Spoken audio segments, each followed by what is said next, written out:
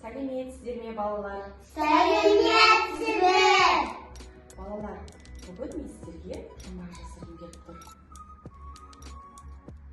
Отқа ерімейді, нефт от басып шірімейді, өз бойына су бермейді. Бұл не екен? Жауабы тас. Жарайсыздар. Бұл жұмбақтың жауабы тас екен. Балалар, тас ежелден келе жатқан құрылыс материалдарының бірі екен. Тас әртүрлі көлемде болады. Олардың сырты бүлдір болады және тегіс әртүрлі болады. Көлемдері, пішіндері жағынан. Балалар, тасты зерттейтін адам геолог деп атайды. Мен бүгін сіздерді геолог болуға шақырғым келіп тұр. Зертхана жұмысына барамыз ба? Я! Ендеше, онда менің қолымда сиқырлы тас бар.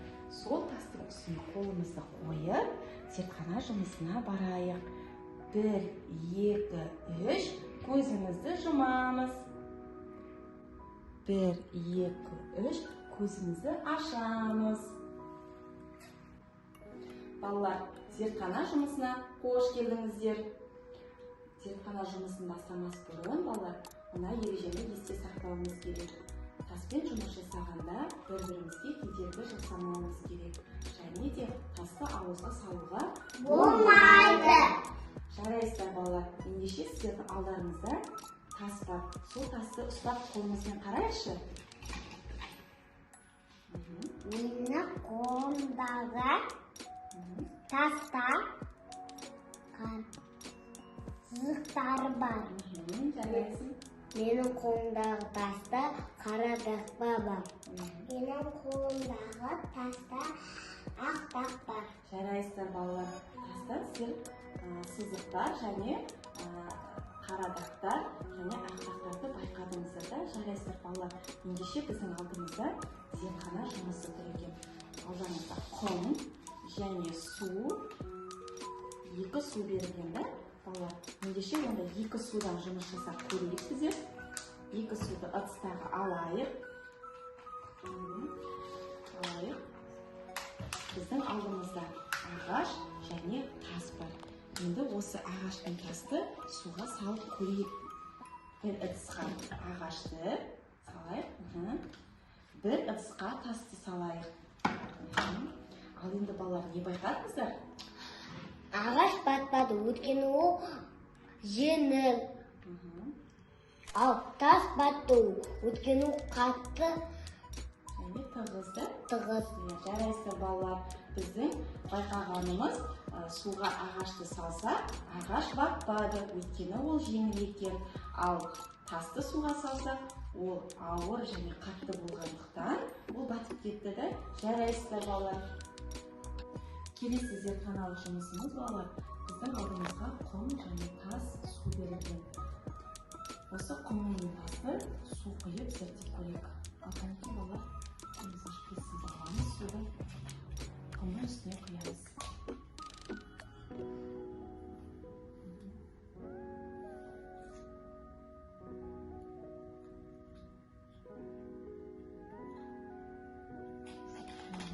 Ал келесі енді тастың үстіне су құйып көрейік.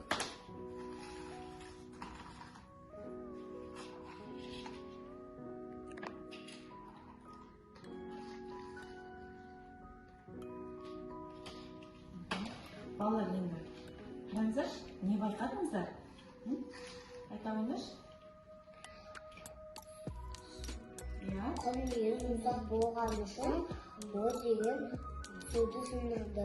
Өйткені ол деген жұмсақ. Ал тас не істеді? Ал тас суды сындырмеді. Ол өйткені ол қатты. Тығызды? Жарайсыздар, балалар, қараңыздар. Біздің құмымызға суды құйып едік, ол сіңіріп алды өзіне. Ал тасымыз суды сіңірген жоқ та, сол күйінде ішінде тұр. Жарайсыздар, балалар. Ал енді, балалар, қараңыздар. Біздің алдымызда әртүрлі түсті тастар бар, е? Енді бізге алдымызда сурет тұр. Сол суретке қарап, мына тастардан бейне жасап қарап көрейік. Көріңіздерші.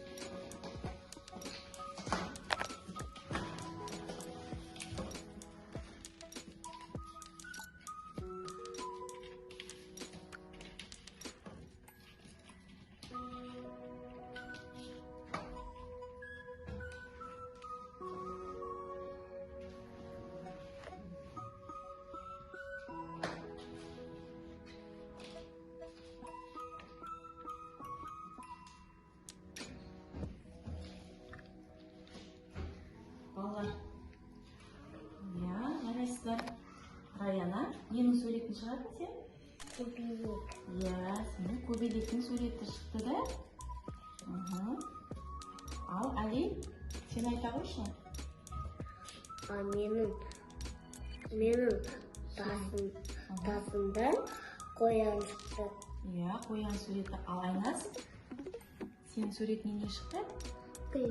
Иә, сен тастан гүл жасадың да? Иә, жарайсыздар балалар. Балалар, біздің алдымызда табиғи тастар бар және жасанды тастар бар. Енді мына табиғи тасты алып, қолымызға дыбыс шығарып көрейікші. Иә, жарайды. Ал енді жасанды тастардан көрейік, иә? Жасанды тастарды алып, көрейік. Жарайды балалар. Балалар, табиғи тасқа қарағанда жасанды тастың дыбысы жай шығады да, бүйтіп соққанда және жай шығады екен.